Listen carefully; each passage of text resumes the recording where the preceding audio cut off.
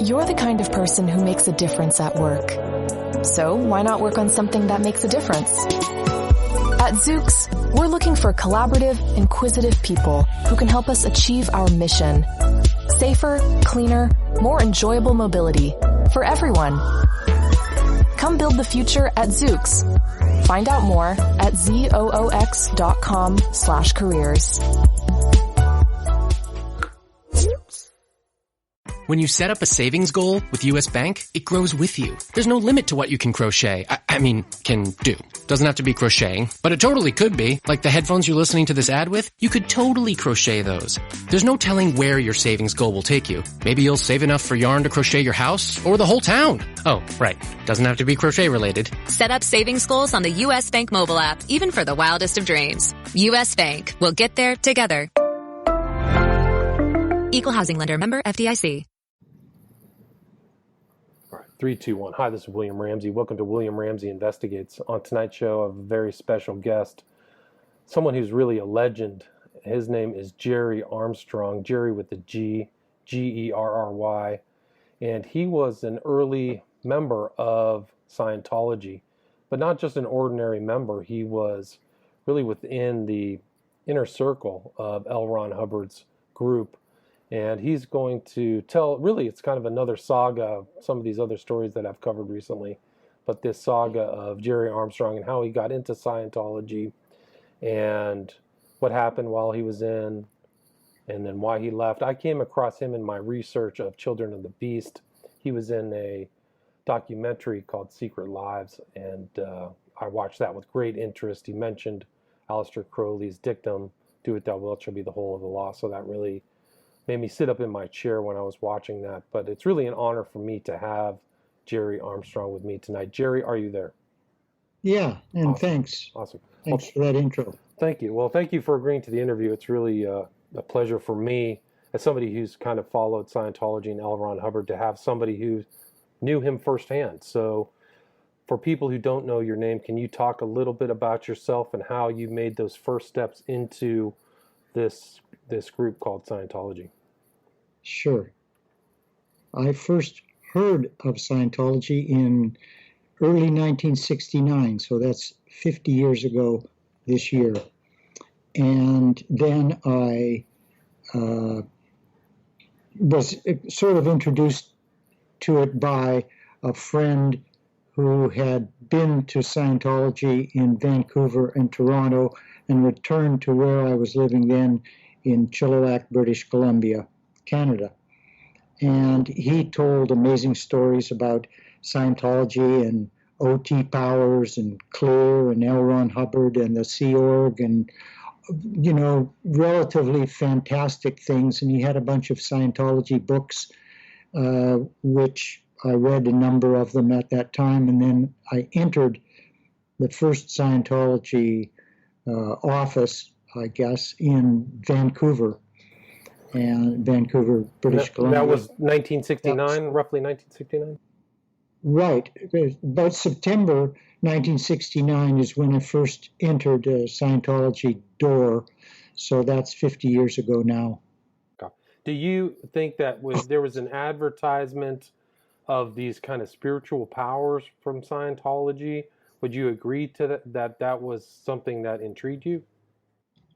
Oh, absolutely. The promises of Scientology were presented in a scientific context, and Hubbard used scientific terms, and I understood what the promises were. I understood, something of the procedure to get there, and I understood the great ethics that would be required to accomplish attaining these great goals, Clear, and become an operating Thetan, So it was couched in terms like an OT is someone who is at cause over matter, energy, space, and time.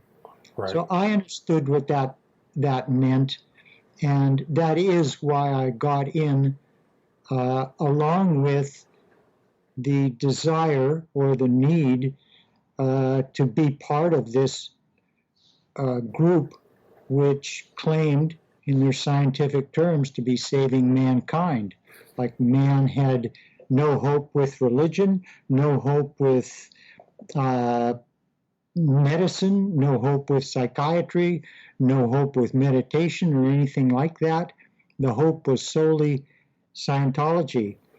And so I devoted myself. I joined the beginning of 1971. I joined the Sea Organization, and which is the core group of Scientologists that really now run the organization, and signed my Sea Org contract, which was for 1 billion years. And I stayed in the Sea Organization for the next 12 and a half years until I left in 1981.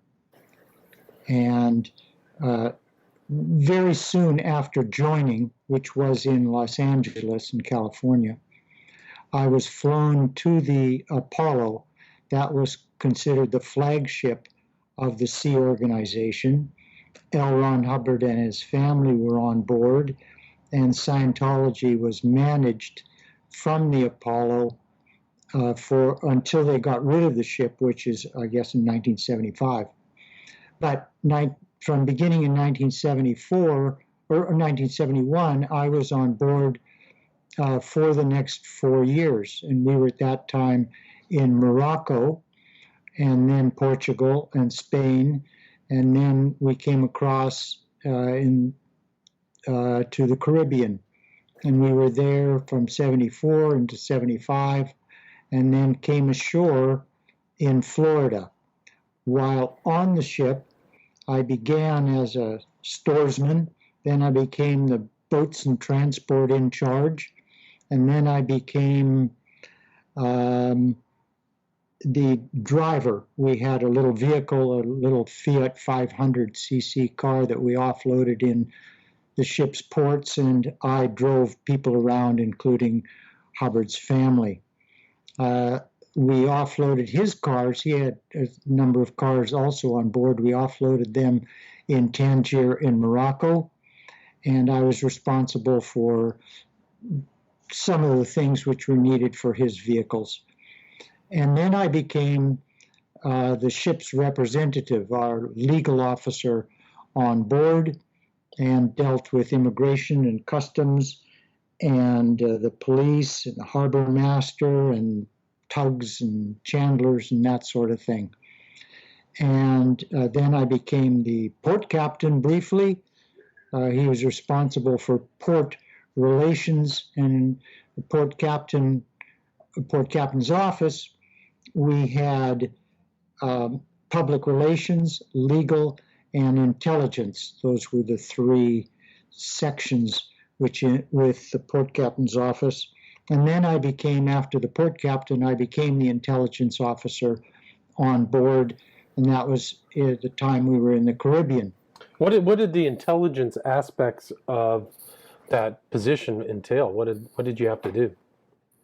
Well, so we had internal and external intelligence, and because we were on a ship which was moving every week or 10 days or whatever between ports, there was never any kind of an opportunity really to build any kind of an intelligence network. But nevertheless, I did try to develop intelligence contacts outside the ship, and I was responsible for security inside the ship. And a lot of it had to do with people going crazy, people wanting to leave, people doing things which were insecure. Gotcha. What do you think throughout the time that I was on board the ship? We pretended to not be Scientology. Oh, interesting. But we were Operation and Transport Corporation Limited, a Panamanian business management company. But Scientology, in its core, in its operation and philosophy, is an intelligence organization. That is the highest emphasis in Scientology is on intelligence and security, and of course those are both linked. So it's both internal and external. So not only are you keeping materials on people in Scientology, but you're also looking out for potential enemies, IRS, other things. Is that correct? That is correct. At the time when I was on board the Apollo, the Guardian's office, which was headquartered in England, was responsible for intelligence and legal and public relations and finance for the whole Scientology organization internationally. The head of the Guardian's office was L. Ron Hubbard's wife, Mary Sue Hubbard. And the Guardian's office, you probably know that 11 of its personnel were charged by the U.S. federal government and convicted of various crimes, but essentially espionage against the federal government. And that included Mary Sue Hubbard. And the FBI raided the intelligence bureaus of Scientology in 1977 in Washington, D.C. and Los Angeles. There's an intelligence mentality inside Scientology which is completely prevalent and dominates the organization. You can see there were about 400 or more of us on board the ship, 400 Scientologists, and yet we were all able to maintain the ruse or the scam that we were a Panamanian business management corporation. Wow. And the same is true. They're very dedicated to people not finding out their strengths or intentions or operations or secrets. So there's not only just an intelligence, but almost like a counterintelligence sensibility where you're not supposed to let outsiders understand the internal mechanics. Would you agree with that? Absolutely. And then was there also a reason why Hubbard wanted to move port from port? Was he trying to avoid taxes or the IRS at that time?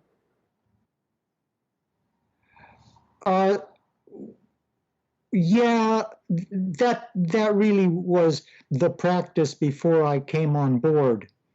And there were instances where, for one reason or another, we were delayed in ports or we stayed for a number of months. For example, we went into dry dock in Lisbon and then wet dock in Lisbon, and we were there for a number of months.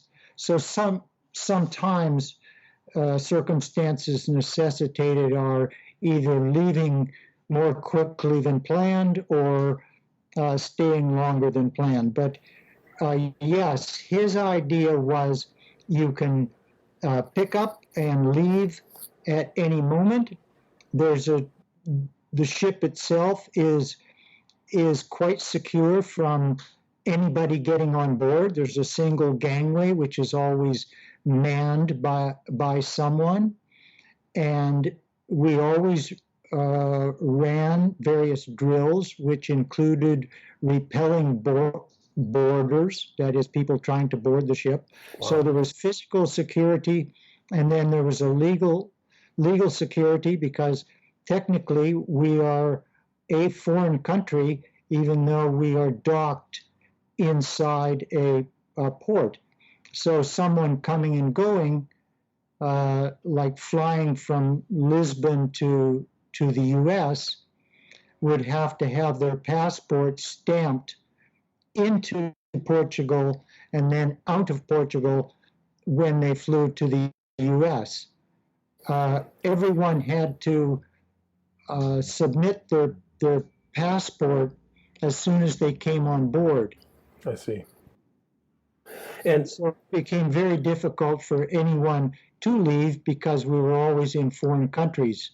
So that's another factor in the security matter. do you feel that of those 400 people on board that there was a significant number who wanted to leave at any given time? There were probably a number who thought about it. The number who actually wanted and put it into planning was really quite small, all things considered, but it was also quite constant.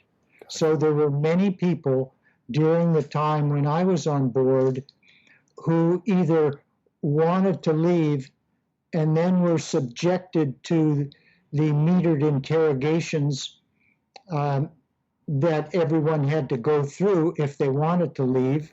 People were stripped of their Scientology belongings, and they were isolated, and they were interrogated and otherwise neutralized. It was standard practice to have them sign confessions of their crimes before they were allowed to leave. When you say metered interrogation, what does that metered interrogation mean? Well, Scientologists use the electropsychometer, the e-meter, for interrogations or security checks. These can be, very aggressive, very shocking, very accusative, or they can simply be a matter of asking a person, private questions about their life or their thoughts. And all Scientologists are subjected to these security checks or interrogations. All that information is written down. Nowadays, it is recorded in various ways, audio or video, and that information is maintained, and it can be used against the person as the senior Scientologists wish. I see. So it is a very corrupt practice. So even at that time in the 70s, there was like a dossier on every member where there would be a compilation of successes and wrongdoings that was kept on each person. Is that correct? Yes, there were multiple. So there was what's called an ethics file, and into that would go persons, as you say, wrongdoings and that sort of thing. And then there are the person's auditing files or pre-clear folders. And that's the record which is made of all of their therapy, or auditing is what it's called. Right. So everything is recorded, and that information as well. There is a personnel file, and then there was an intelligence file. So in addition to the ethics file, there's an intelligence file. At one time that was maintained by the Guardian's office, and it went into what was called a B1 file, B1 intelligence. And now I suppose the same practice would exist for Office of Special Affairs, which is what the Guardian's office was renamed in the early 1980s. I see. And on the ship, Hubbard kind of kept kind of like seafaring order. He was known as the Commodore, and there was a lot of kind of admiralty trappings throughout Scientology and including on the ship. Is that true? Oh, absolutely. Everyone had either a rank or a rating. So when you first join the Sea Org, your rating is Swamper, and then you become a petty officer, and when you become an officer, you can be a midshipman, and then a officer, and an ensign, then a lieutenant, and then a commander, and then a captain.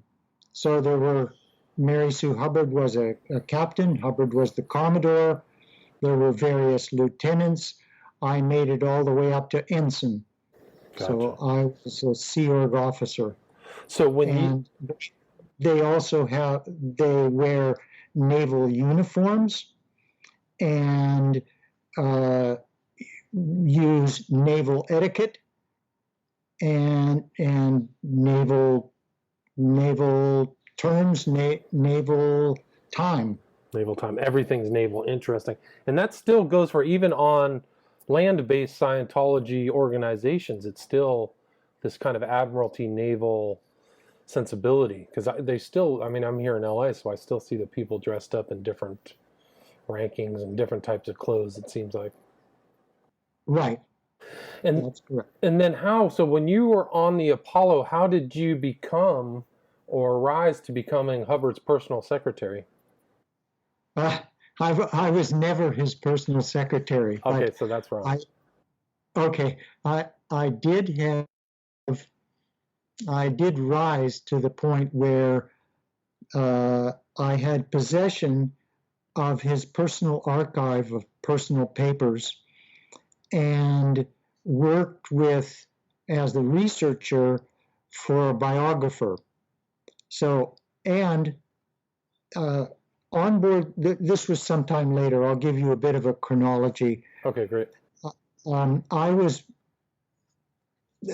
Hubbard was on board during most of those years, and I would occasionally see him and occasionally have reasons to communicate with him. And then when we came ashore, I was with him in first Daytona Beach and then Dunedin. And in Dunedin, I was in the L. Ron Hubbard's External Communications Bureau, and my office was adjacent to his office. So we saw each other like every day for that period of time. And then I was assigned, it's a long story, but I was assigned by him to the RPF, the Rehabilitation Project Force, which is the Sea Org's penal colonies or prisons. It's a re-education, punishment and re-education camp that the organization maintains in various places. Hubbard created this monstrosity, the RPF, on board the ship in 1974, and then he assigned me to it, me and my then wife Terry, in the beginning of July 1976, and this was in Clearwater, and I stayed in the RPF for the next 17 months. I got out of there, and after doing a number of things, ended up in La Quinta, California, where Hubbard had set up a base, and that's where we were going to shoot movies. So I shot movies with him for the next, I guess, 8 or 9 months. I had various positions, and then he got in a snit and assigned me to the RPF again, along with a number of other people. And sorry to interrupt, but can you explain in more detail what the RPF's duties were and what you had to do and what you endured and other people had to endure as part of that program, please? Sure. So the RPF is a group of Sea Org members that are isolated. They have to wear specific outfits on board the ship. It was black boiler suits, and in Clearwater, after a while, it became blue boiler suits. And so there have been various uniforms that isolate them from the rest of the crew. You could not speak to a crew member outside the RPF unless spoken to. You could have no newspapers, no radio, no television, really no contact with the outside world unless it was specifically approved of.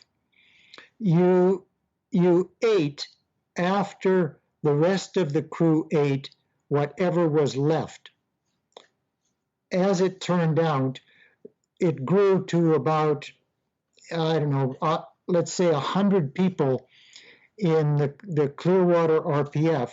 So it became really stupid to have them eat the scraps from the regular crew. So consequently, the RPF became so big that they ate, in a sense, the same as the rest of the crew, but after the rest of the crew had eaten.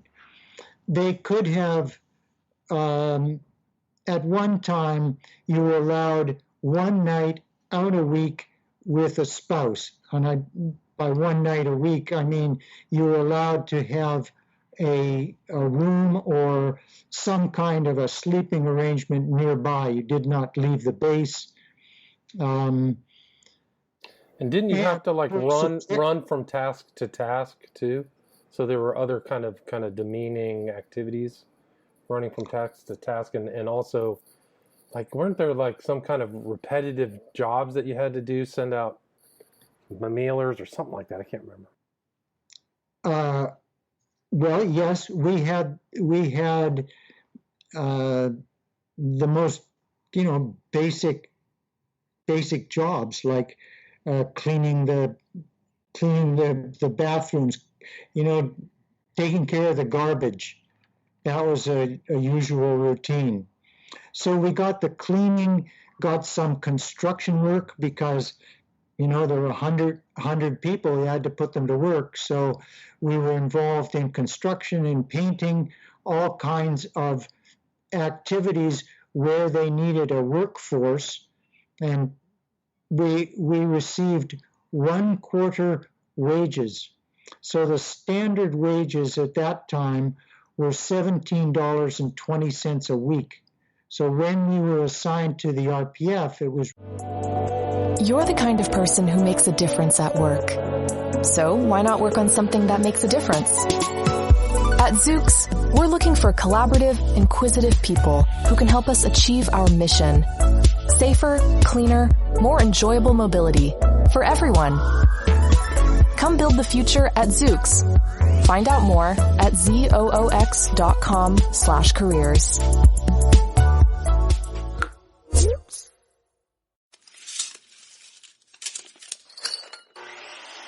When your dad started building a man cave in your bedroom, you knew it was time to start building something for yourself. Let's job it up. At Career Builder, we're ready to help at every stage of your search. Build a resume, get industry tips and advice, and apply to multiple jobs in just one click. Start your search at careerbuilder.com. Reduced to $4.30 a week. You had to, as you mentioned, you had to run everywhere, and you had to, with that $4.30, somehow buy your own toiletries and whatever else you need. And that was unknown to the outside world too. It was kind of a secret within Scientology. Isn't that correct? That's correct. In fact, in Clearwater, the Guardian's office would receive word that there was going to be an inspection. And so we dismantled the space in the building where the RPF was operating and turned it into a storage room. But it was where we slept, where we worked. And we also, there were so many of us after a while that we slept in the garage. Wow. And what for you particularly, what infraction or whatever you did, what necessitated you getting thrown into the RPF? Well, the first time, this was for 17 months, I got in an argument with Mary Sue Hubbard's secretary. She was being very witchy, I thought, And so I stood up to her, and this created in Hubbard's mind a security flap, and consequently I was taken from where we were at that point. It was in a staging area in Culver City before the base was set up in La Quinta, and I was taken out of there and then locked up on the 6th floor of the Fifield Manor building. That's the building in Los Angeles that is now Celebrity Center. Right. At that time, gotcha. it had the Guardian's office in it, and I was locked up there, and then I was sent, along with my wife, flown back to Florida and to the RPF. And so that was for 17 months. And then the second one was because Hubbard got the idea that I was joking about his movie making. I had done a voiceover in this little demonstration film we were doing, and did it as he called it a Barnum and Bailey circus announcer. Ladies and gentlemen. So he thought I was joking and sent me to the RPF. Wow, just for that. And then with that second time, how long were you in for that again? About 8 months. 8 months, it's incredible. And when was there was a famous, something that hit the public, was the McPherson. She was in the RPF. Was that around your time, or was that later? I don't know that Lisa McPherson was in the RPF specifically. Okay. She was locked up, denied medical help, held down, force-fed, drugged, and then ultimately killed. And that was in the same place that we were at the Fort Harrison in Clearwater. Clearwater, right? Which was, I think at one point, wasn't it at the world headquarters of Scientology? Is that true? Yes. Gotcha. Yeah, the headquarters really is wherever Hubbard was and wherever David Miscavige operates from. Right, But yes, before now the international base is in Clearwater or in Gilman Hot Springs in California, and then there are other offices in Los Angeles, and those are the addresses which are really considered the headquarters. I see. And then, so you saw Hubbard firsthand on the ship. Do you have any recollections? I mean, he had a motorcycle accident, and he supposedly Scientology could, I think his initial story was that it cured him of being in a wheelchair too, right? So here's a guy who was injured in one of these motorcycle accidents when he was in Spain or something like that, with kind of long-term disability. But can you talk about his kind of personal behavior and what you thought of him at that time and how that changed? Boy, his motorcycle accident that I knew of was in Tenerife, which is a Spanish island in the Atlantic. And what exactly happened, I don't know. I understood the scuttlebutt was that he hit a gravel patch and came off his bike. While he was recuperating, he apparently refused to go to a doctor, and he had either a bruised or broken shoulder. My guess is a bruise. And he sat in his chair for a period of time. The messengers, as I understood it, were not able to make him comfortable in any way.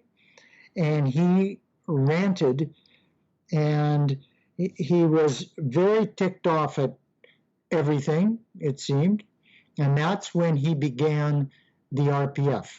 The RPF was to weed out those people around him who he thought were list one rock slammers or evil beings or people who were counterintention to what his plans were. And that was, I mean, he died supposedly died. He gave up his body in 1986. So he was definitely, I mean, I think that in one of the writings, he's overweight and, smoking. Did he smoke 2 packs of unfiltered Cools a day? Is that correct? At least. Oh, wow. He chain smoked, and they were unfiltered Cools. And the story of the messengers holding his ashtray for him or following around to catch his ashes, those things are true. True, wow. And what were the messengers? Those were, on the ship is where they began. They were young girls, for the most part. I believe there was the odd young guy who came along and joined them, but it was principally young girls, teenage girls, and they followed him around. They got him dressed in the morning. They ran his messages for him all over the ship, and hence they became known as the messengers. They had a great deal of power inside the organization, and ultimately his messengers took over control of the organization from the Guardian's office. And they got rid of Mary Sue Hubbard and her hierarchy and installed their own hierarchy to run Scientology. Fascinating. And while you're married to Hubbard's top messenger at the time, Terry Gilliam. And that wedding took place, and I saw the pictures of it on Tony Ortega's excellent site. He's done a lot of Scientology interviews and books. I think he put out a book recently, but there was a picture of you right there with L. Ron Hubbard sitting at the table, and I think those were the messengers right over Hubbard's shoulder. Is that right? Yes. Those were there. I suppose there were like 10 or 15 at various times, and they worked in shifts. They were outside his door all night as he slept. They took care of his needs. They went with him on photo shoots. They followed him around all over the ship if he walked, and they ran messages. Incredible. And then, what were your personal observances of Hubbard when you were in his presence at that time?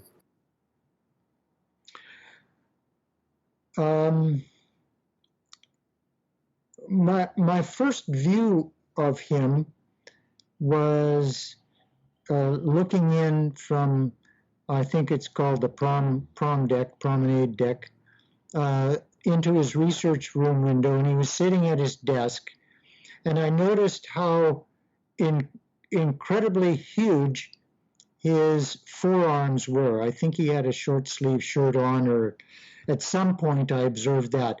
He was a physically big man. He was fatter than I expected him to be, and he was fatter than you would want your superhuman OT guru leader to be. Nevertheless, he was a very big man. He had a very big, deep voice. There was a couple of times when I had exchanges with him and was very close to him and was discussing a particular point with him. I got the idea that he was like he would become sort of beady-eyed, as if he was, looking into my mind in some way.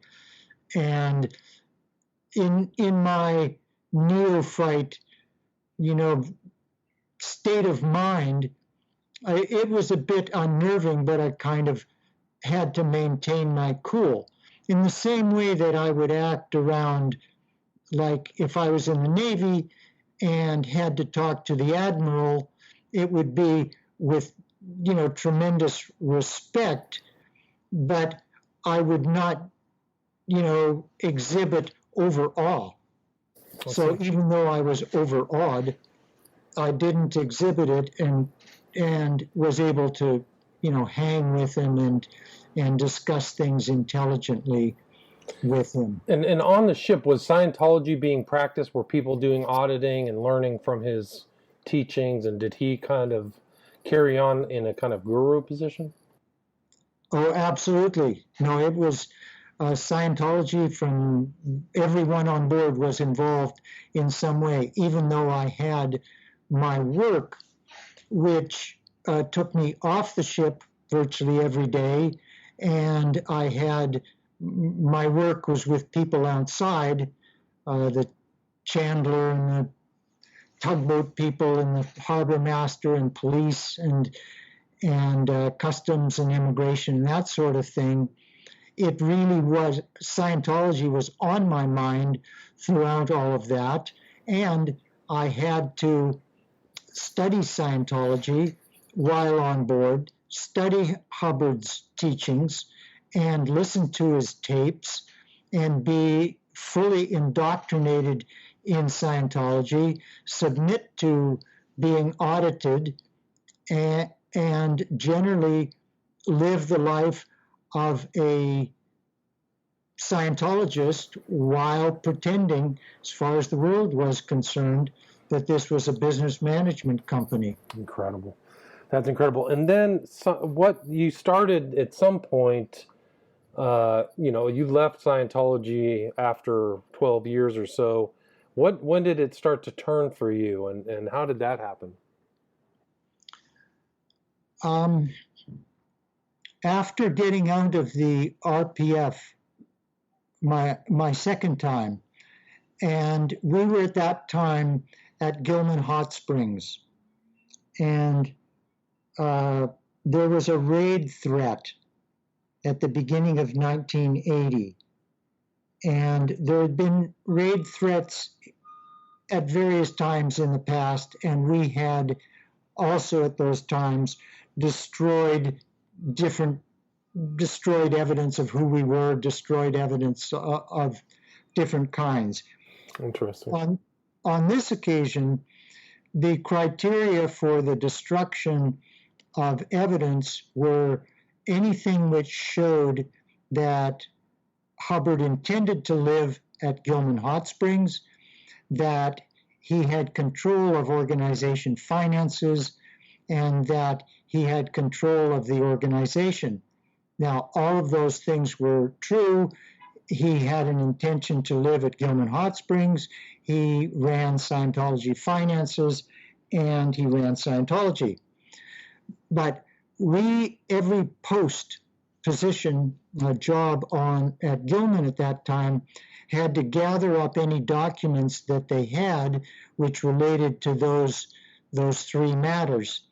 And I was at that time in Hubbard's household unit at Gilman Hot Springs. So I knew of his intention to live there. I had a number of communications with him, dispatches and so on, about his plans to live there, and his authorization of monies. So there were certain things that were to be destroyed, and the organization rented a monstrous document shredder and a couple of ton truck and destroyed hundreds or thousands of pounds of paper. In the course of this, one of my juniors, who had the post of the L. Ron Hubbard gear in charge, that is his personal effects, came to me with a beat-up box with a bunch of old papers and said, "How about these?" And I took a look at them and realized that they were outside the three criteria, and that they had tremendous historical value. And so I said, "No, we won't destroy those." I secured those papers and went with her and found where she got it, and then made a complete search of all of his stuff and found 21 boxes of similar materials, which went all the way back to his grandfather, correspondence with his with his parents, correspondence with his family, all kinds of his Boy Scout records, all kinds of personal documents which he had saved over his whole life.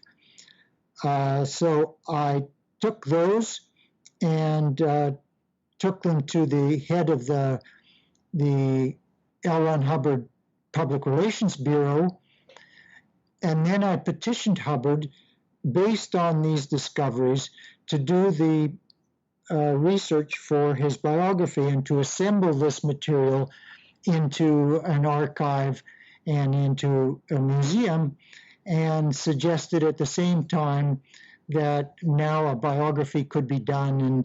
And I think I mentioned Omar Garrison, but in any case, yes, through time, Omar Garrison, who had done some other books for Scientology, was contracted to write the Hubbard biography, and I was assigned at that time per contract as his researcher.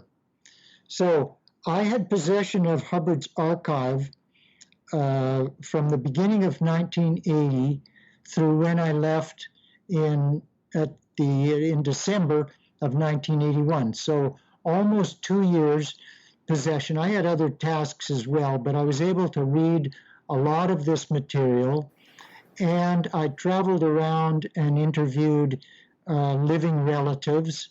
I traveled to England and got documents there, and I traveled to Florida and brought back documents, and also purchased collections of Hubbard materials that different people had.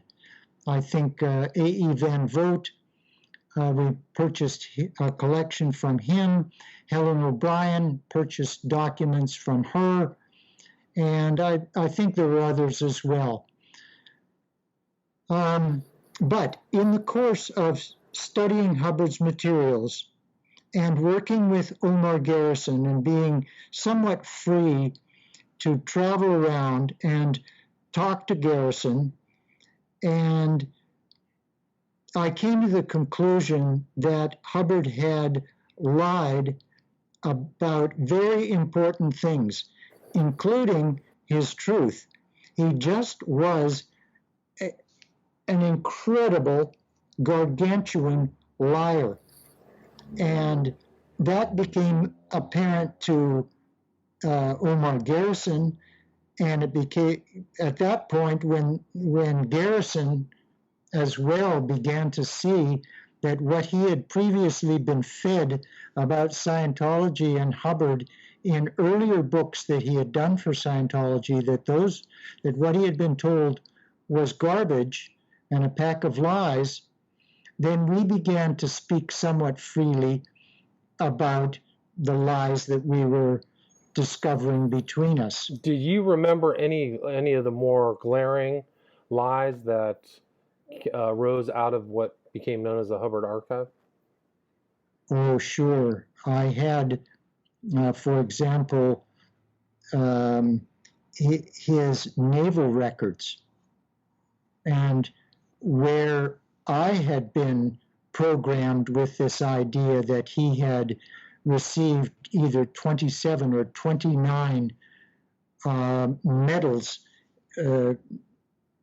as a result of his naval service, and that he had been crippled and blinded in the war, and then to discover, because I had possession of his own naval records, which he had maintained, and also had possession of FOIA documents which the Navy had provided to him via the Guardian's office. So the Guardian's office made a submission to the Navy for Hubbard's records on behalf of Hubbard. And so I had both of those sets of naval records, and he was never crippled, never blinded. His claim of sinking 2 Japanese submarines was a lie. he in fact had lost command of the two ships that he did have command of, and he the reports, various reports that he received throughout the war, indicate, kind of like insubordination and not good officer material. He was sent back ingloriously from Australia right at the beginning of the war. Was it in those records where he supposedly bombed some deserted island off the coast of Mexico? Does that sound right? Right. He was in command at that time of a ship, a coastal patrol vessel, the PC-815, and he took it from San Diego into Mexican waters and shelled a Mexican island in the Coronado Islands. Gotcha. So you were the one who uncovered at least what parts, all those facts, including that one, correct? Well, I think that certain people had known about these things before and written about them. Paulette Cooper had written a book which was highly critical of Scientology and Hubbard.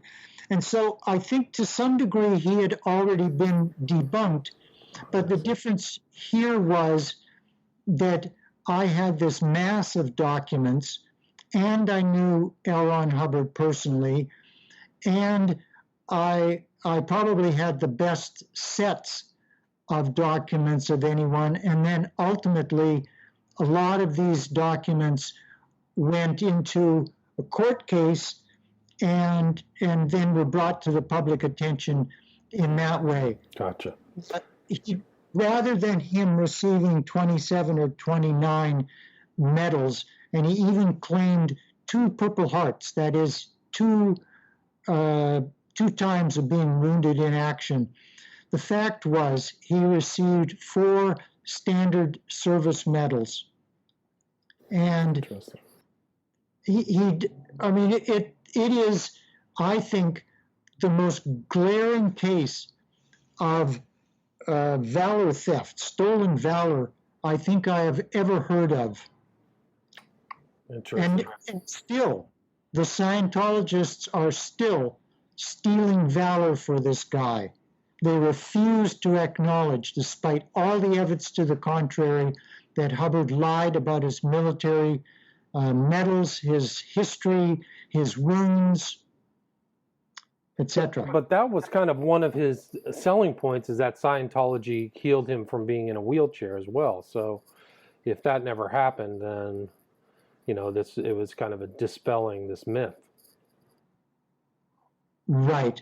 It never happened. He was never crippled. He was never blinded. So when you had this Hubbard archive, what happened next once you had these 25 or 30 boxes of his personal materials? Well, some of them were unsorted, some of them were out of order, and so I brought some kind of order to it, and I created binders of copies, and these are what principally I gave to Omar Garrison. So I guess I think like a couple of 100,000 pages, although from memory it's hard for me to say, but a massive amount of material that I delivered to Omar Garrison, and I worked with him right to the end. Now, toward the end of my stay inside, I was given the task, or assumed it, of critiquing public statements which had been made by Hubbard or about Hubbard, and which I knew to be false. And I was very concerned that We could all use a real vacation right about now. Lucky for us, Princess Cruises has a port right here in SF. Starting at $99 per day, Princess can take you to the beaches of Mexico, the tropics of Hawaii, the glaciers of Alaska, or along the California coast. That's right, just $99 per day. Set sail with California's cruise line. Call 1-800-PRINCESS, visit princess.com, or contact your travel advisor today. Terms and restrictions apply. Promotional pricing ends November 30th, 2021. Ships are Bermudan and British registry. Before booking, consult the CDC website at www.cdc.gov. Happy holidays don't just happen on their own. You make them happen with a little help from new appliances at the Home Depot. Because warm wishes won't roast that turkey. You'll want a new convection oven for that. An air fryer will help make the season light and delicious. And while you're at it, consider a new LG or Samsung fridge that's big enough to hold all kinds of Christmas cheer. Make the holidays yours with the season's best savings on top appliances at the Home Depot. How doers get more done. If I knew that these things were false, we could not continue to tell these lies, even if Hubbard told them. And so I wrote some critiques of about the author sections in books and by little sketches of Hubbard, and tried from my position to document what the truth is and what we should be saying and not saying of what had been said in the past. Because of this, that came to the attention of the people who were then taking over Scientology, and the person leading that rush was David Miscavige, and he sent... What around years was this kind of transference of power starting to take place? Do you recollect? What? In 1981. So right there. So Hubbard was kind of drifting off and writing science fiction books, and David Miscavige was kind of taking over. Is that correct? Well, Hubbard was writing science fiction books, but Hubbard never lost control at all. So interesting. No, Miscavige was his guy. And Miscavige was the conduit between Hubbard's unit, Pat and Annie Broker, and the organization. So Miscavige was in a powerful position at that point, and we, at my level in the organization, because of many attempts to serve Hubbard with subpoenas or with lawsuits, we were supposed to never admit that there was any line of communication to Hubbard. Now, I received communications from Hubbard during that period. In fact, I was given the introduction to Battlefield Earth and the Battlefield Earth manuscript before publication, and I had to do certain things for Hubbard with it. And I had communicated with Hubbard throughout that period. But the short story, that is the lie, was that we had no way of communicating to Hubbard. Of course, we did have a way. It was via David Miscavige. So you had the Hubbard archive. You were starting to leave, or you kind of felt like you wanted to leave. What happened next? Right. So Miscavige sent one of his juniors, Norman Starkey, who I'd been on the ship with. He was the captain of the ship during much of the time that I was on board. Miscavige sent Starkey down to my area to essentially rant at me and to accuse me of saying things which made L. Ron Hubbard look like a liar. And I said, well, for example, nuclear physicist. He claims to be a nuclear physicist. The one course that he took in what could be construed as nuclear physics, he flunked. So then this guy, Starkey, he he blew up and claimed, well, Hubbard never said that he was a nuclear physicist. And I went to my bookshelf and showed him in Hubbard's handwriting where he claimed to be a nuclear physicist. And Starkey just stormed out of the room, and within a few days, I was ordered from Los Angeles to the INT base at Gilman Hot Springs to be checked about what I had said and what documents I had been giving to Omar Garrison. I see. So I knew at that point that the people on top are not going to change their position regarding Hubbard. The lies are not going to be corrected, and I am in serious trouble, and I can no longer live with this circumstance. And so I made plans, took my very meager belongings away from the base because I had a car and I was dealing with Omar Garrison all the time, so I was able to sneak my belongings off the base. And then ultimately at the middle of December 12, my wife and I left the organization, and I never returned. Fascinating. And so when you fled, where did you try to head back home, or what were your next steps after leaving Scientology? Yeah, I spent the one night with Omar Garrison and his wife, and then my wife and I took one of his vehicles and drove up north they lived at that point in Costa Mesa in Orange County in California, and we drove up to British Columbia.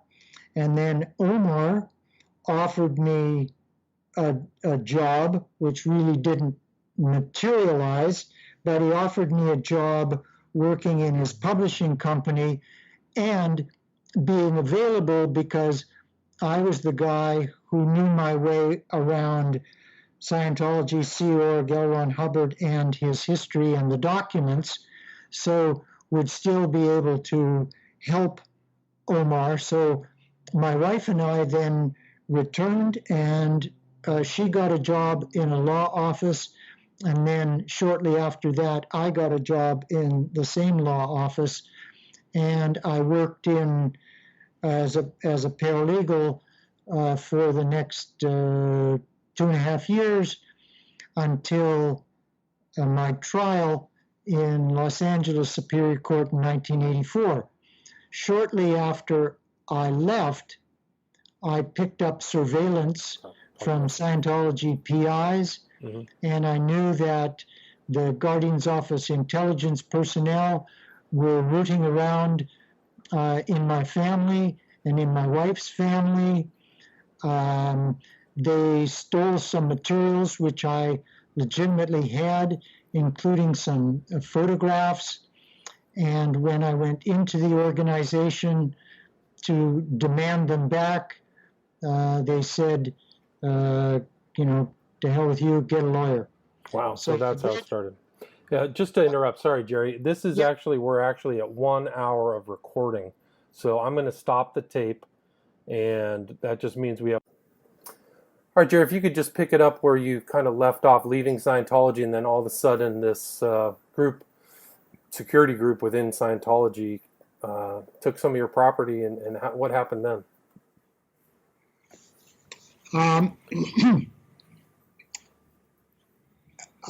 After I went into the organization and demanded the property back, and I must say that I went there with my then wife and with Omar Garrison and his wife, and I did that. They were kind enough to do it, but I went there for security reasons. I believe that if I had not escaped, but had asked the organization or told the organization that I wanted to leave, that I would for sure have been locked up. And I believe that because of my mindset at the time, and because of my building defiance, that they would have killed me. So security around the Scientologists was paramount after I left. Then they stole the materials. I went in with the Garrisons and my wife, demanded them back. They said, get an attorney. And I made contact with Boston attorney Michael Flynn. Michael Flynn, I already knew from my work. He was like the leading light or the spark plug running at that time, the anti-Scientology, the opposition, and the litigation. I see. And he flew me to Florida. He was then conducting the famous Clearwater hearings. Can you explain the Clearwater hearings for people who don't know? After Scientology came to Clearwater, I guess in 1975, then there was an effort led by Mayor Cazares and others, first of all, to expose who it was, because Scientology arrived there under false pretenses, pretending to be United Churches of Florida. And they were anything but. It was a Scientology operation. Anyway, the city at that time tried to mount a legal challenge to Scientology. And as part of it, they conducted these hearings in which a number of people who were knowledgeable about Scientology or had been victimized in some way came forward and gave their testimony. And the city hired Michael Flynn, good Boston attorney, to draft some kind of a case to bring against Scientology on behalf of the city. Ultimately, the city prevailed, but in these, Flynn was involved in the hearings at the time that I had this confrontation with Scientology. He flew me out to meet him in Florida. Gotcha. And he became my attorney at that point. And we corresponded, of course. And then, because I was picking up, as I say, the threat from the organization, I ultimately went to Omar Garrison. These Scientologists published 2 what are called suppressive person declares on me.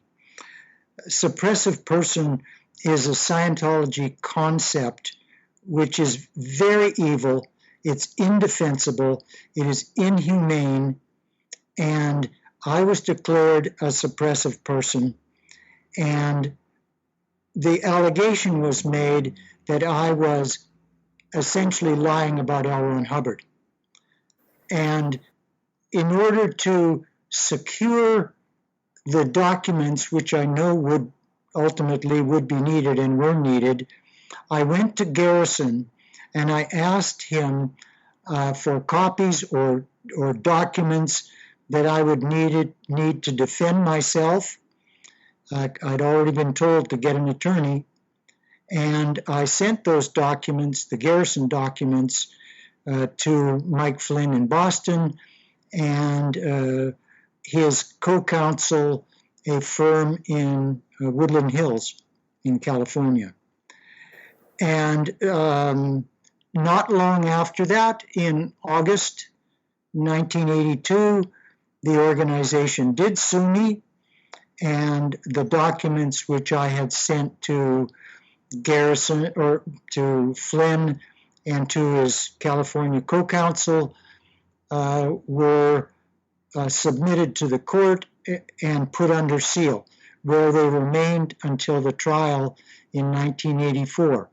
So Scientology alleged essentially that I had stolen the materials, which was not the case because I was working with the contract that the organization had, or L. Ron Hubbard had, with Omar Garrison. And I was obliged per contract to provide Garrison whatever he wanted or whatever we could provide. So the theft or the conversion case didn't go anywhere. The invasion of privacy as a result of me going to Garrison and sending them to my attorneys likewise. And there was I think about a 30-day trial in LA Superior Court in 1984, May and June of 1984. And out of that came the very famous Breckenridge decision.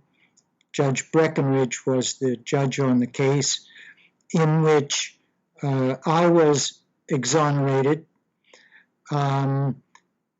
The organization the practice of fair game was condemned, and fair game is the Scientologists' aggressive criminal actions against people who are considered threats. Specifically, in almost all cases, these are people who simply stand up and tell the truth about L. Ron Hubbard, about Scientology, and about Scientologists. That is the class, the religious class of persons that Scientology calls in Scripture suppressive persons. The suppressive person doctrine essentially says that anyone who commits high crimes, and those include telling the truth, testifying, going to the media, that anyone who commits such an offense, a high crime, it is a suppressive person. And they have the attributes of a psychopath or a sociopath. That it is a highly damaging concept. It is very close to the Nazis' Jewish doctrine. They want suppressive persons, people like myself, to have no rights. They say, Hubbard says, may be tricked, lied to, sued, stolen from, and destroyed. Yeah, all from Hubbard. This is all Hubbard's doctrine: suppressive person, fair game, right? That's right. It's in Hubbard's scripture. So they have physically assaulted me on 6 occasions. They've sued me on 6 occasions. They've driven me into bankruptcy. They have black PR'd me around the world. Black PR or black propaganda is Scientology's policy and practice of destroying people's targets' reputations with lies, perversions, covertly and overtly and relentlessly. Right, like they go after family and friends and spread really nasty rumors and things like that. Is that correct? That's right. They just go on to destroy a person's reputation, their credibility, their opportunities in life, their relationships, their family, and their life. And they accused you of being an FBI agent too, which is a whopper as well, right?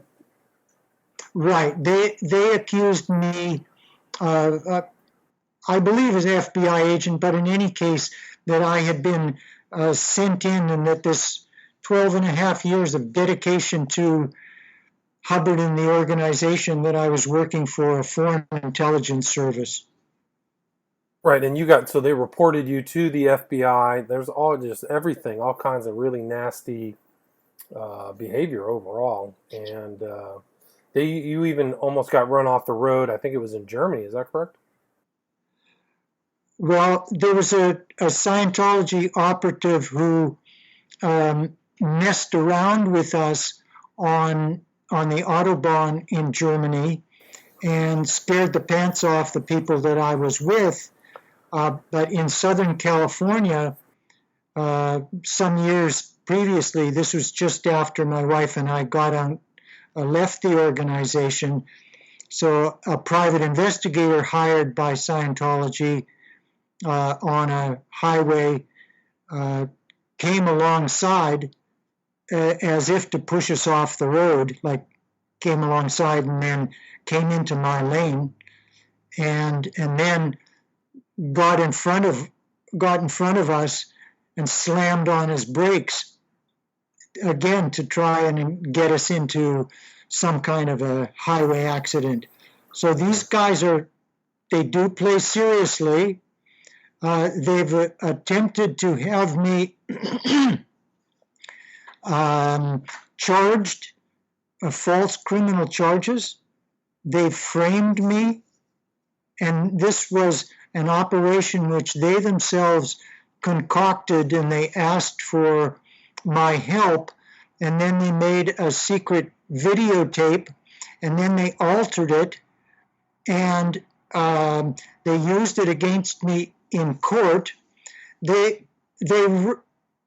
tried to get people close to me, sometimes successfully, ever since I left the organization, and to try to lure me into doing something for which I could be prosecuted, or they have manufactured something to prosecute me. It's just incredible. And you have this long, on your website, just this long history of exhausting, grinding litigation all the way up to 2004. So it really never left you for 20 years, this kind of persecution you endured. Right. And a lot of it these days is internet connected. So there's a lot of black PR that goes on via the internet. There's obviously a ton of back channeling that goes on. I have been black PR'd to people who really should know better. Journalists, investigative journalists who have ended up writing Scientology's black PR positions on me. Interesting. So they believe that the PR, wow, instead of looking at the facts. And is this going on till today, till 2019? Yes. Recently, I discovered through an FOIA request to the FBI that someone fingered me as the Unabomber. Wow, that's incredible. So you were investigated by the FBI for that then? Yeah, I haven't been able to get all the files yet, but yes, incredible. And the FBI has been no help. You probably should know in the Scientology history that after opposing the Scientologists for decades, and being themselves the target of Scientology dirty tricks and covert ops, the IRS and the Justice Department necessarily quit prosecuting Scientology and formed an alliance with them. This resulted then in the tax exemption which they got in 1993. Right. There are some 43 pages of black propaganda on me in the submissions that the Scientologists made to the IRS to get their tax exemption. The IRS, because of the testimony from the people involved, required that the Scientologists lie in their submissions to the IRS. This is to justify the IRS's decision to grant tax exemption, which the IRS and the Justice Department knew was undeserved. The Scientologists have been involved in violations of public policy forever, and the IRS had denied tax exemption on that basis, likewise through litigation through a number of cases. And that was really one of the big objectives, was to obtain that tax exemption and declare Scientology a religious organization, correct? And so when that happened in 93, that was a huge, what Scientologists would call a win, right? Once that exemption came through. Right. In fact, they had a big celebration. The war is over. The war that they say that they had with the IRS. The problem with all of this is that the IRS and Justice and other elements of the federal government knew that Scientology was abusing the human rights of its members and its fair game targets like myself. Yeah, because you weren't alone. There's other people that have endured somewhat similar, private detectives and really nasty behavior. Right. Now, a number of those people have been silenced and are afraid to speak out. But yes, I'm certainly not the only one. I have my own, unique history, but there's many people, and I just happen to be someone who hasn't been completely silenced despite the Scientologists' effort to silence me. In California, they have been able to obtain an injunction which prohibits me from saying one word about my Scientology experiences or knowledge, and permits the Scientologists and all of their agents, all of their lawyers, all of their directors, officers, and employees and volunteers to say whatever they want, and I cannot respond. Or 50,000. Happy holidays don't just happen on their own.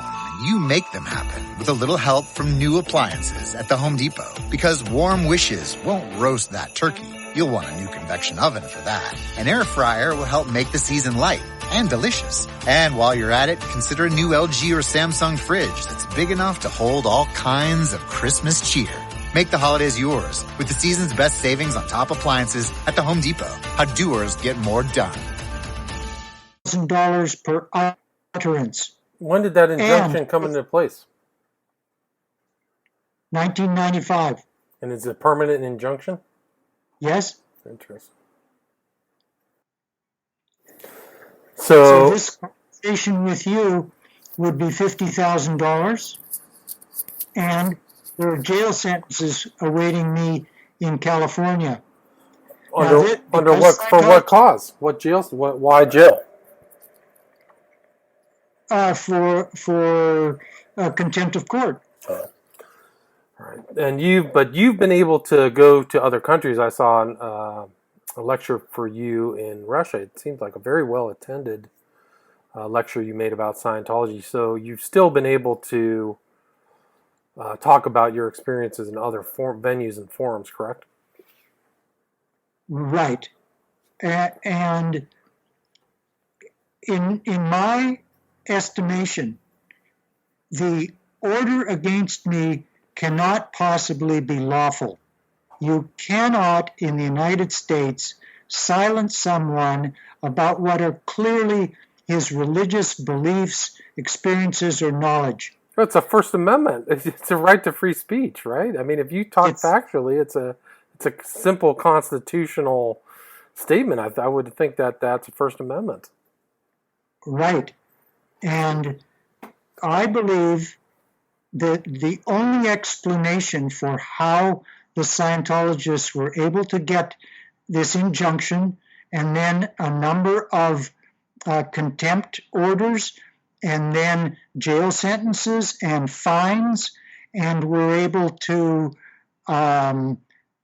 maintain it on appeal, is because of the intercession of the U.S. federal government. They spoke up. They have to get rid of the Armstrong case. They have to silence me. So how do you think the federal government, why would they get involved at that time? If this goes back to, 93? So that's Clinton's administration, Clinton's Department of Justice. Why do you think that they specifically had this type of judgment? Well, the Scientologists sued the IRS some 2,000 times. Right, so just constant pressure. Right? Each case, of course, requires that the federal government assign a lawyer to it, eats up resources.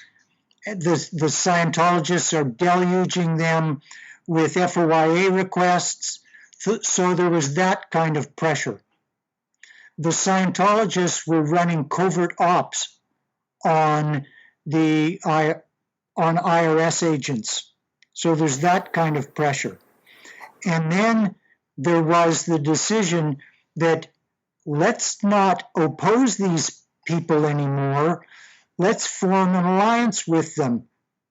And, the U.S. and I suppose any government gets involved in relationships with unsavory players. And they did the same with the Scientologists, knowing that the Scientologists were going to act against U.S. citizens and victimize them and get away with it now because of their supposed religious status. My position is that sure, they're a religion, but because of the constant violations of public policy, including criminal crimes, that they're a religion, but they're an evil religion, and therefore they cannot be given all the benefits of tax exemption, etc., that are given to religions which do not violate public policy. Yeah, that's a good point. Did you think that the tax exemption happened after an administrative change? So it happened after the Clintons came into office, is that correct? There may be a decision that was made like that way at the top of the U.S. government. It is altogether possible. It is possible that it was made because of blackmail information that the Scientologists had on someone. For people who don't understand, that potentially could be plausible because Scientology has been collecting information, but also got, was it the Snow White operation? There were all kinds of operations where Scientology was going in and getting FBI documents, right? Something like that? FBI and IRS documents. Yeah. They were well known by the IRS as a criminal organization, well known. And according to Mark Rathbun, and this was an interview done by the Tampa Bay Times, that after Miscavige and Rathbun supposedly made contact with the director of the IRS, that the IRS got rid of all of the agents who had dealt with the Scientology issue for decades and had been denying tax exemption. They got rid of them. They got rid of the knowledgeable people, and they installed people who were directed essentially to do what's necessary to grant tax exemption to these guys. Wow, that's incredible. So it's been a long. You started in Scientology at 22. It's literally a half a century of experience with this organization, and it sounds like it hasn't really fully ended for you. Is that correct? Right. It has not. It is very active on a number of fronts. internet. My case certainly plays a part in the international relations between the U.S. and Germany, and the U.S. and Russia, and the U.S. and other countries. And that's explicable because these Germany and Russia, I believe, banned Scientology and called it a pernicious group. Is that something like that? Is that correct? Can you explain that? Right. Russia has closed some of Scientology's operations there. The Germans, they've taken the position, they keep them under official observation by the security services, the Verfassungsschutz. So they keep them under official observation, and there they are known as a threat to democracy. Fascinating. In Russia, really the issue comes down, I believe, aside from individual crimes or torts, it comes down to extremism. And that's justified because of the suppressive person doctrine and because of the totalitarian nature of the organization. Right, and I mean, Hubbard set himself up as kind of the source, and that he was almost in a prophet mode or something where his goal was kind of Scientology all over the world.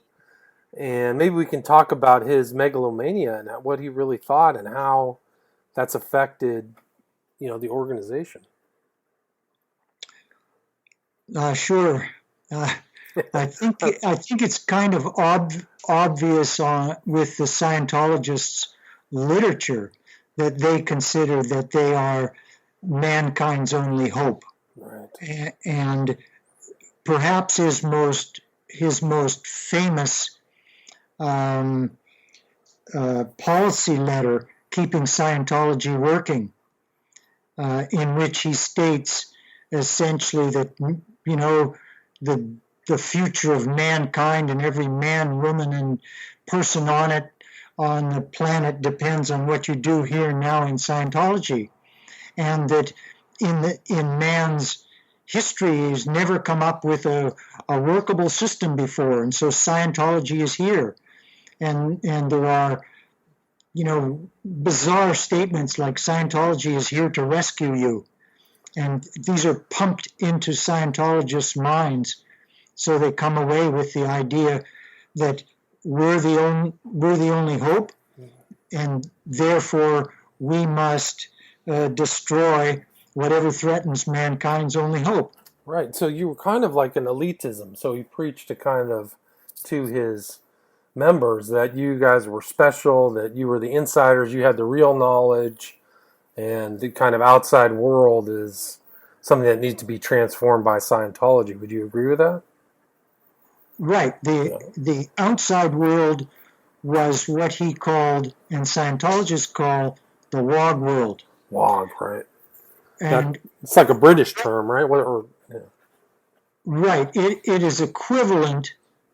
It's a slur which is equivalent to nigger.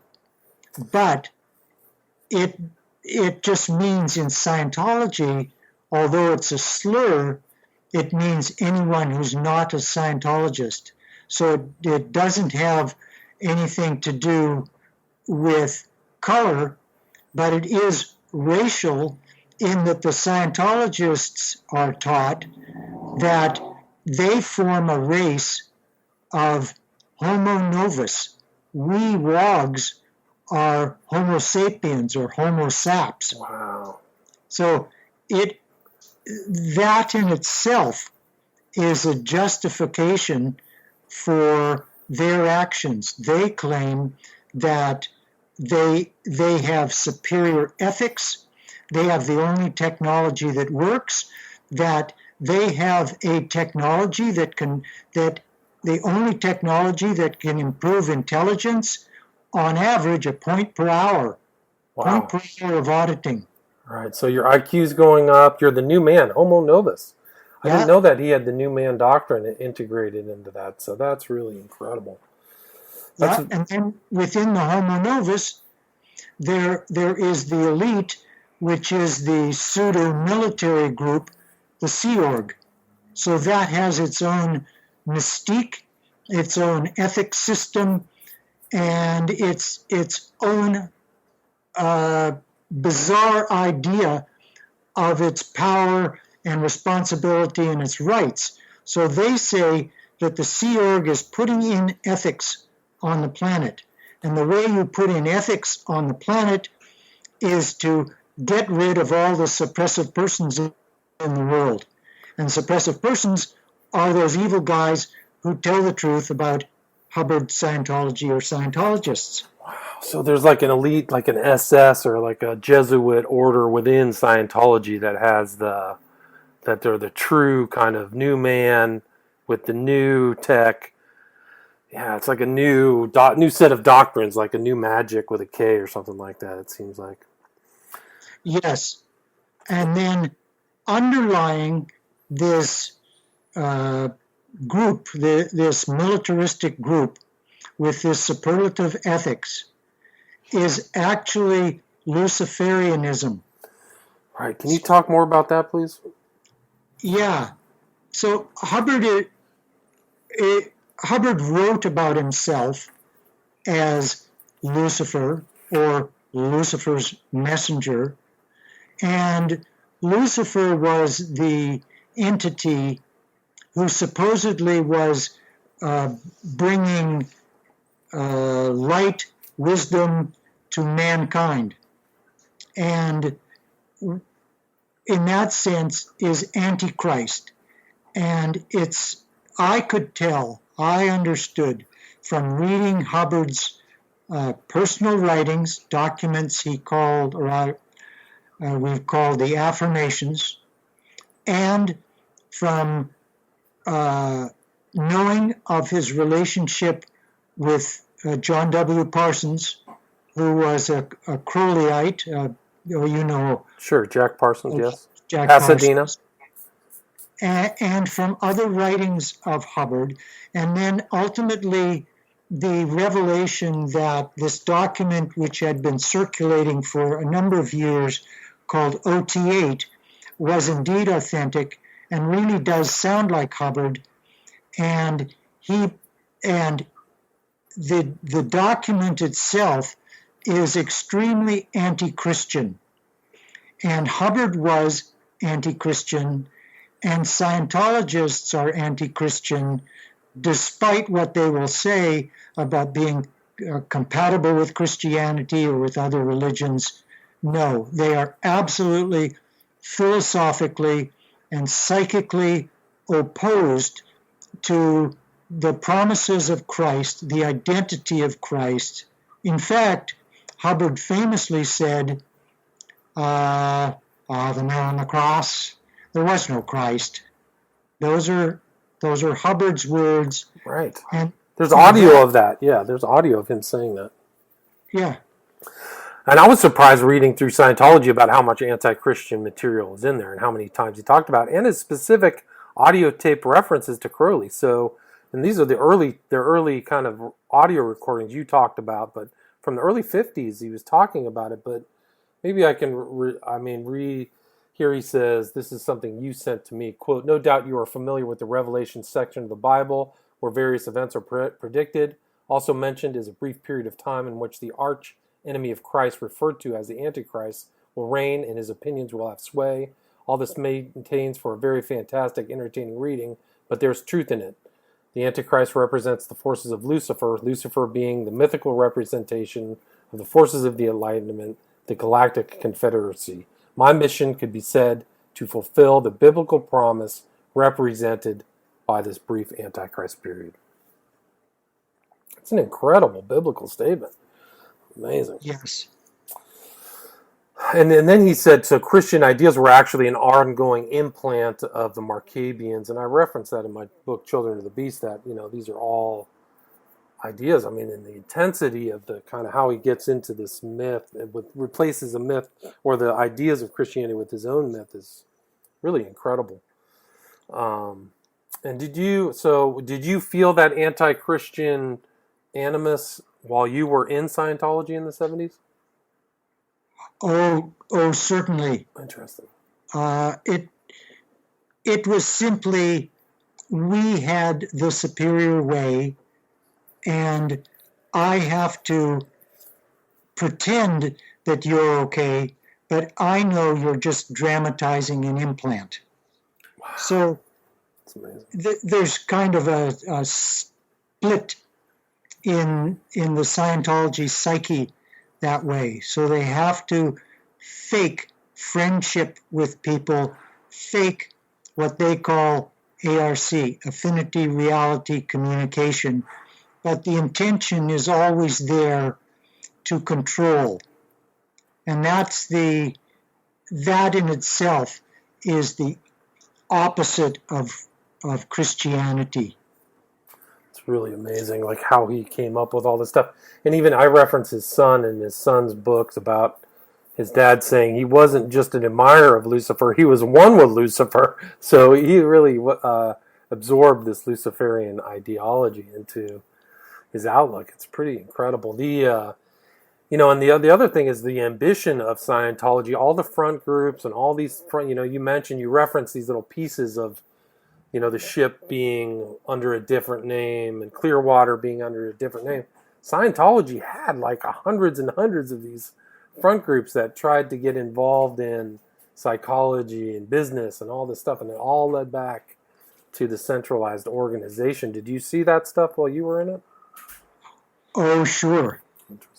Or there were essentially Scientology businesses at that time, and the Guardian's office was always creating fake groups. So they used IRS whistleblowers. That was one of their groups that they used to solicit usable dirt on IRS agents and on the agency itself. So, and the essential ones, Narconon and CCHR, that's their anti-psychiatry group. And then there are all kinds of fake groups, fake identities that they've used, to get close to me.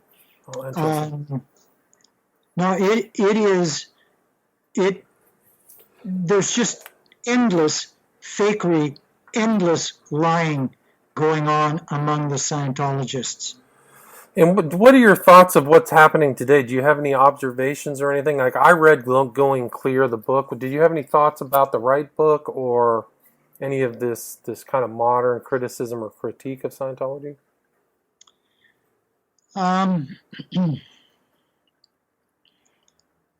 I have, to some degree, a problem with journalists who really omit some of the very serious societal issues in favor of celebrity, like Tom Cruise and his wives, and really omit the victims of Scientology and the very serious issues, the suppressive person doctrine. I'm glad that people are writing about it. I think that a new approach is needed. I think that my own case could be a springboard to a confrontation with very serious issues. My position is that the Scientologists, the basic crime, in my case certainly, but in many other cases as well, and that's 18 U.S.C. 241, which is conspiracy against rights, and 18 U.S.C. 242, which is a deprivation of rights under color of law. And that is what Scientology is doing. Those are serious federal crimes. And they're getting away with it because no one has dealt with them regarding those crimes. Now, the problem is, however, and that's the complicity of the federal government and therefore the federal courts. And Scientology has had decades to work on alliances among the attorneys and the judges. They buy attorneys who are the most connected, who are the kingmakers. And so going up against Scientology in the U.S.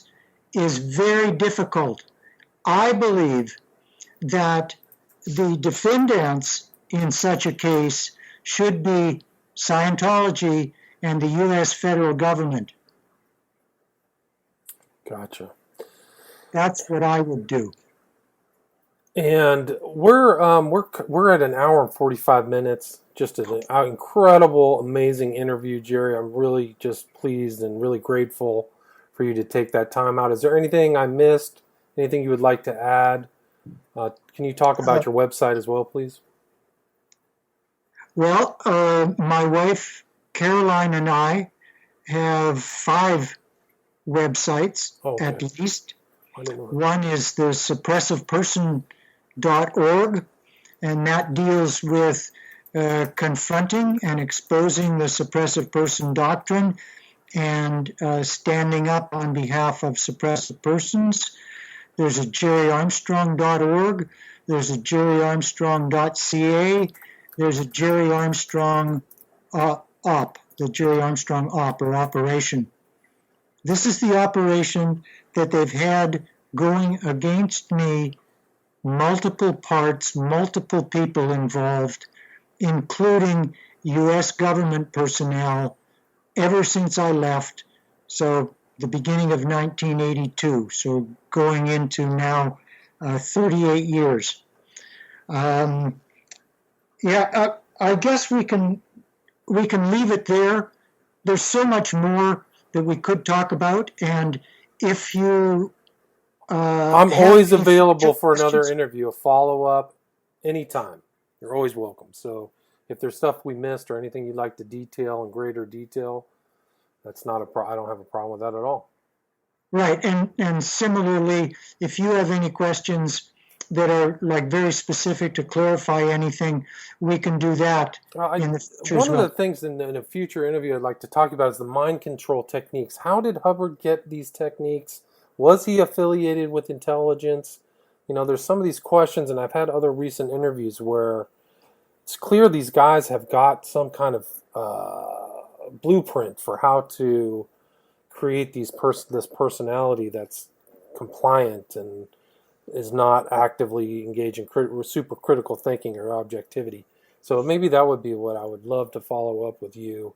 And also, of course, occultism, which, how Hubbard got these ideas, what he integrated. His son said Scientology was black magic drawn out over a long period of time, and I would love to hear your insights about that as well. So I would love to have another interview in a second. Not a problem. Okay, it's a deal then. Cool. Awesome.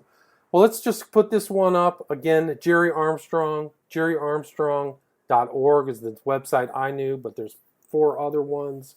Suppressive Person. This is a first-hand interview with somebody who really was there, right there in the mix. So, Gerry Armstrong, thank you so much. I really appreciate it.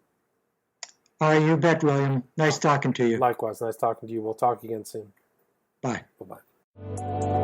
You're the kind of person who makes a difference at work. So why not work on something that makes a difference? At Zooks, we're looking for collaborative, inquisitive people who can help us achieve our mission. Safer, cleaner, more enjoyable mobility for everyone. Come build the future at Zooks. Find out more at zoox.com/careers.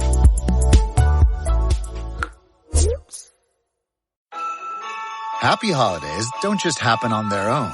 you make them happen with a little help from new appliances at the Home Depot. Because warm wishes won't roast that turkey. You'll want a new convection oven for that. An air fryer will help make the season light and delicious. And while you're at it, consider a new LG or Samsung fridge that's big enough to hold all kinds of Christmas cheer. Make the holidays yours with the season's best savings on top appliances at the Home Depot. How doers get more done.